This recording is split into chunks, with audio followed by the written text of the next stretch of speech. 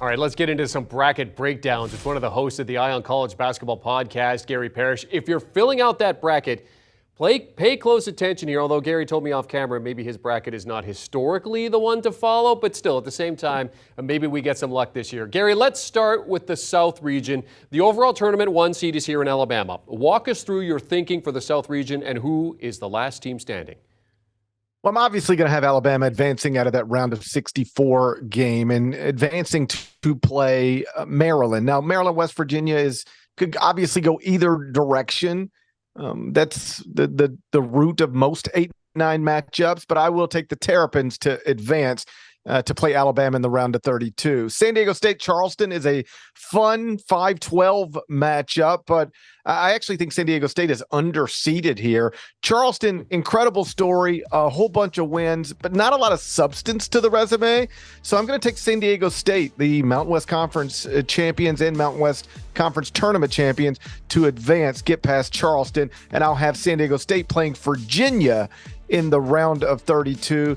Virginia, because of the pace at which it plays and its struggling offense sometimes, is always susceptible in a game like this. But ultimately, I think Virginia does get past Furman. Creighton, NC State, two power conference programs. NC State has Terquavion Smith, who is a terrific NBA draft prospect, but ultimately, I think Creighton gets past NC State, moves to the round of 32, where I've got the Blue Jays playing Baylor after Baylor gets past UC Santa Barbara. Dennis Gates has been absolutely fabulous in his first season at Missouri. I've got him getting the Tigers into the round of 32, where they would play Arizona, which of course is coming off a victory over UCLA in the Pac-12 tournament title game. I've got the Missouri Tigers and the Arizona Wildcats playing in the round of 32. Going back up to the top, I've got Alabama getting past Maryland. I don't think the Crimson Tide are really going to have any issues in their first two games. We'll see, as always, but I do think I feel most safe about Alabama among the one seeds getting to the Sweet 16. I've got Alabama playing San Diego State at that point. I'm a big believer that the Aztecs are, again, underseeded and a real threat to get to the second weekend of this NCAA tournament. I have them there. Creighton, I've got getting past Baylor, and I know that runs counter to the seeds, but if you run the data basically what has Creighton been since Ryan Kalkbrenner came back from missing 3 games with mononucleosis. Creighton has been one of the best teams in the country. I think they're just a little more solid at their best than Baylor. I'll take the Blue Jays past Scott Drew's Baylor Bears. And then I've got Arizona getting past Missouri in that round of 32 to set up what should be a fabulous Sweet 16 matchup between Creighton and Arizona. Alabama, San Diego State. This is where I think the Crimson Tide do get tested for the first time, but ultimately I'm going to believe that Nate Oates' program, headlined by Brandon Miller, is going to be able to get past the Aztecs. It'll be a tough game, but I think Alabama advances to the Elite Eight and plays Creighton, which I believe is going to upset Arizona. I'm a big believer in Tommy Lloyd's program, what he's doing at Arizona, but I just think Creighton at full strength, playing the way it has largely been playing for the past couple of months, is just I'm going to take Creighton. Obviously, when you're doing a bracket, you've got to pick upsets somewhere. Creighton over Arizona seemed like a reasonable place to go. And then Alabama, Creighton in the Elite Eight. Surprise, surprise. I'm going to take the number 1 overall seed, the SEC regular season and tournament champion, Alabama, to get to the Final Four. All right, so Alabama, our first team to the Final Four. Let's go to the East. Top seed here, aforementioned Purdue Boilermakers. This could be a tricky region. Who comes out of here? It really could be tricky because Purdue's going to get past that 1 versus 16 matchup, but I've got the Boilermakers playing Memphis in the round of 32. This is a Memphis team that, with Kendrick Davis and DeAndre Williams, have 2 of the probably top 50 college basketball players in the country. They're both older guys. They're experienced guys. Memphis has already played 4 games this season against number 1 seeds. Played 3 times against Houston, beat them on Sunday. Obviously, Marcus Sasser wasn't involved in that game, but still Memphis was competitive in the other 2 games with Houston, lost 1 at the buzzer, and played 1 to single digits when Kendrick Davis, the Tigers' best player, was sidelined with an injury. Also, Memphis went down to Alabama in the non-league portion of the schedule and played the Crimson Tide to a 3-point game. So I think Memphis and Purdue in the round of 32 is going to be a terrific matchup if it gets there. Florida Atlantic will obviously have something to say about that. I've got Duke getting past Oral Roberts. Looking forward to watching Max Asmith, Oral Roberts' big-time score against the Blue Devils. But ultimately, whatever issues Duke had early in the season, some of it was inexperience, some of it was injuries, they're not really issues anymore. Duke playing at an extremely high level, just won the ACC tournament. I've got Duke getting past Oral Roberts and playing Tennessee in the round of 32. That Vols team's got really strong computer numbers. They are missing Zakai Ziegler, their starting point guard, who suffered a season-ending injury. I do believe that puts a ceiling on what the Vols can do in this event, but I do still have Tennessee getting into the round of 32. Kentucky-Providence is a really fun first-round matchup because Providence's best player, Bryce Hopkins, is a former Kentucky Wildcat. John Calipari barely played him last season at UK.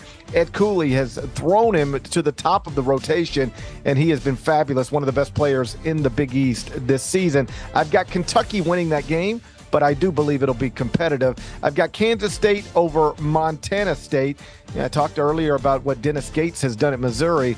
What Jerome Tang has done at Kansas State is just as, if not even more, impressive. I've got KSU advancing to the round of 32 to play Kentucky.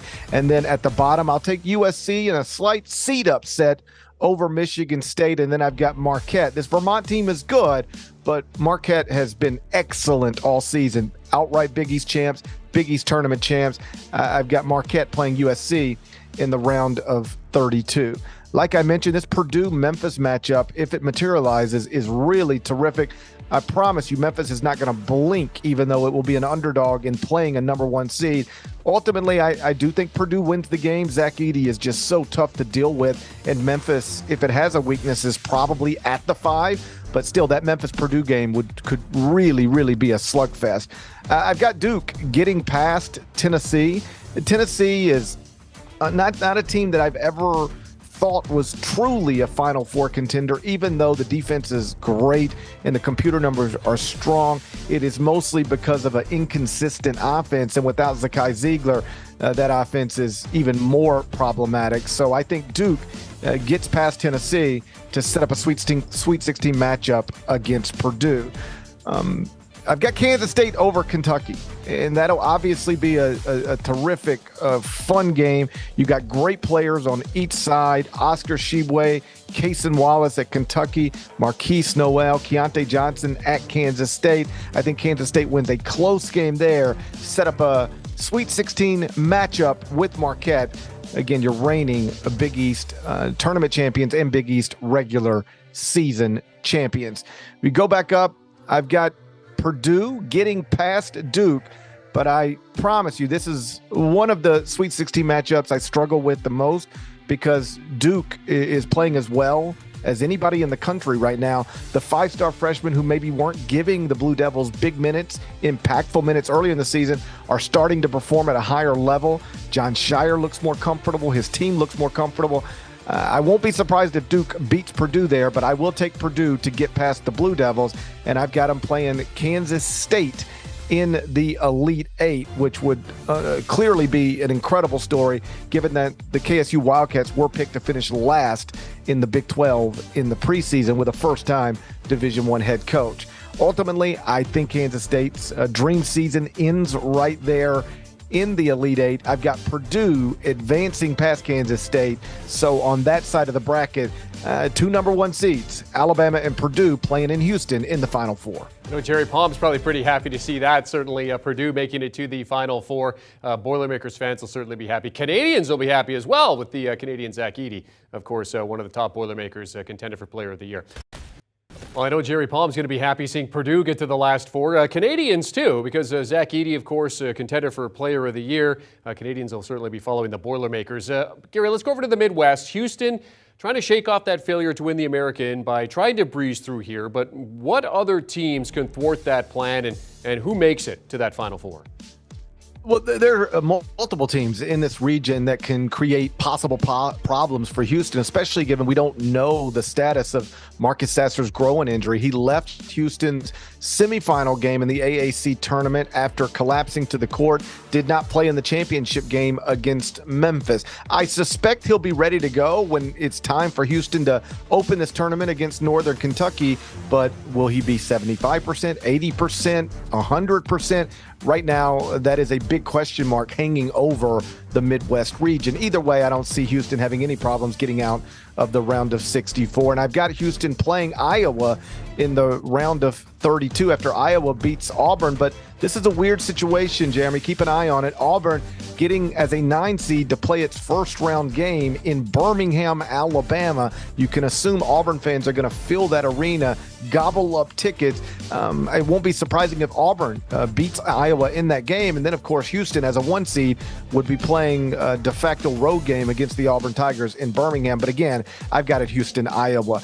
I do have Drake upsetting Miami. You've got to pick a 12-5 upset somewhere or you're not doing your bracket right. And Drake over Miami seems like a reasonable place to do it.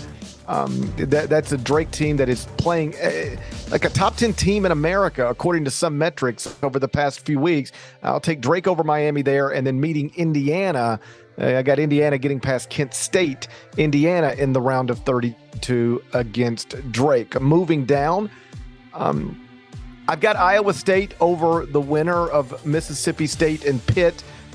History tells us that teams that are in that play-in do sometimes advance deeper into the bracket than you might expect, but I'll still take Iowa State to advance to the round of 32, where it would meet Xavier, which is obviously going to have to play the rest of the season without Zach Fremantle, but the Musketeers showed themselves fairly well in the Big East tournament. I think they'll be able to get past Kennesaw State in the opening round of the NCAA tournament. Then I've got Texas A&M past Penn State. Both of these teams are really, really playing well entering the NCAA tournament. I think Texas A&M is right there with Florida Atlantic as one of the more underseeded teams in the country for the past roughly 2.5 months. Texas A&M has been playing like a top 10 team in the country.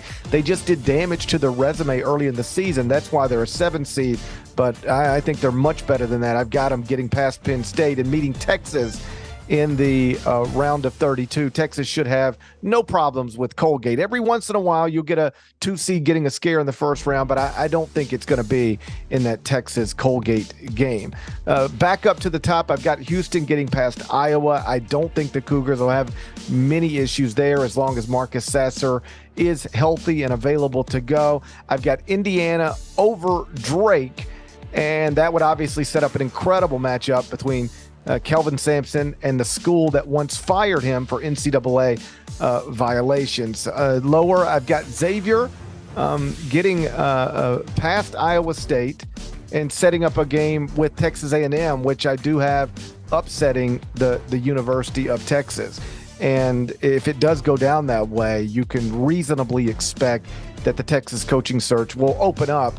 They'll express appreciation for Rodney Terry serving as the interim coach, and then try to hire a big-name coach to move that program into the future. I've got Houston past Indiana. Kelvin Sampson gets his revenge game, if you will, against the Hoosiers. And then I've got Texas A&M past Xavier, setting up an Elite Eight game between Kelvin Sampson and Houston and Buzz Williams and the Texas A&M Aggies. And I've got Houston advancing to the Final Four. Yes, I believe the Cougars are going to be in the Final Four in their hometown after a tough competitive victory over Buzz Williams and that Texas A&M team that finished second in the SEC and second in the SEC tournament, both times behind only Alabama. All right, so Houston, the third team in the Final Four. Let's go to the West. The defending champion Kansas Jayhawks have UCLA and Gonzaga to contend with here. Do you like Kansas here, or do you think someone else advances? Walk us through this part of the bracket, Gary. Well, you know I can't go 4 number 1 seeds or people will be mocking me nonstop. So to answer your question, I don't think Kansas gets out of here.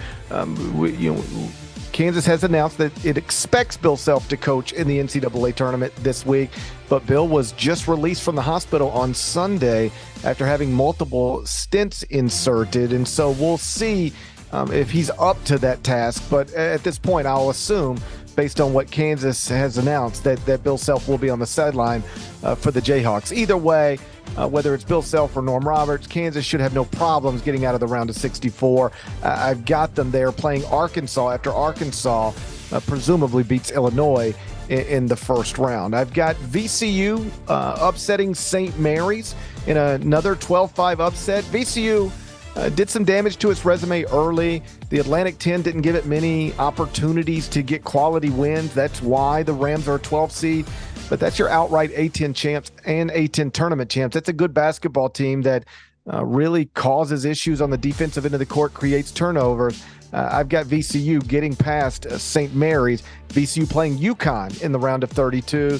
That's a fun matchup. UConn against Rick Pitino and Iona. Most people believe Rick Pitino is about to be a Big East coach again. This could be a preview of that, but ultimately UConn is just so much more talented than Iona. I think UConn advances there. I've got TCU advancing to the round of 32, regardless of who TCU plays. Gonzaga winning its first round game, and then Boise State I've got getting past Northwestern, and obviously you're going to take UCLA against UNC Asheville in that 15-2 game.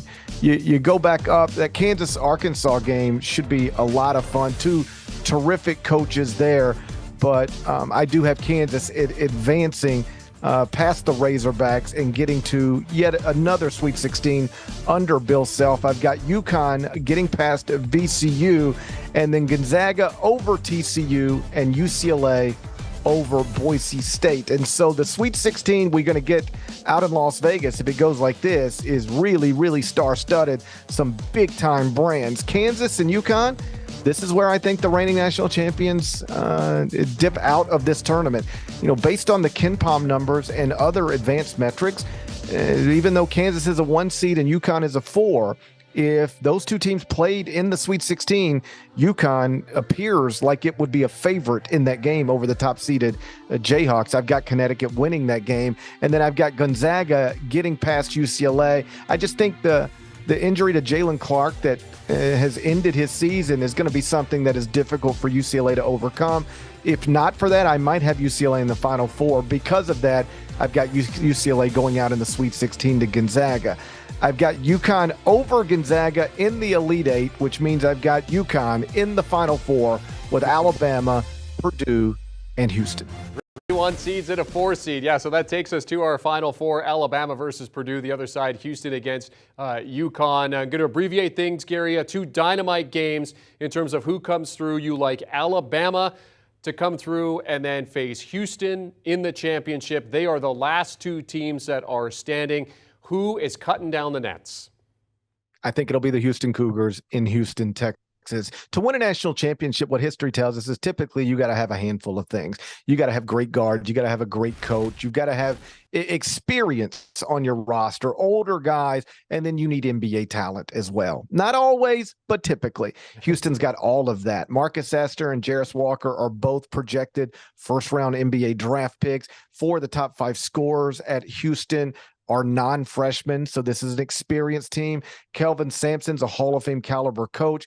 They check that box. And then with Jamal Shedd and Marcus Sasser, you've got one of the best backcourts in the entire country. I have liked this Houston team from day one. They've really done basically nothing to move me off of that. As long as Marcus Sasser's growing injury is no longer restrictive and the type of thing that could keep him sidelined, I think Houston wins 6 games and cuts nets on the first Monday night in April. Brilliant stuff, Gary. He is CBS Sports college basketball analyst, Ion College basketball podcast host Gary Parrish, walking us through his tournament bracket for March Madness. I hope you were taking notes, Jackie. Hope you were taking notes, because now it's your turn. You can get in on the bracket fun over on CBS.com. Our bracket challenge is live. Printable brackets and, of course, competing against us here at HQ. Get in on the madness. It's going to be a ton of fun. Do you want a sports network that delivers everything that matters about the game? The highlights, the picks, the instant analysis. No yelling, no fake debates, no politics. Hit the subscribe button and never miss a moment.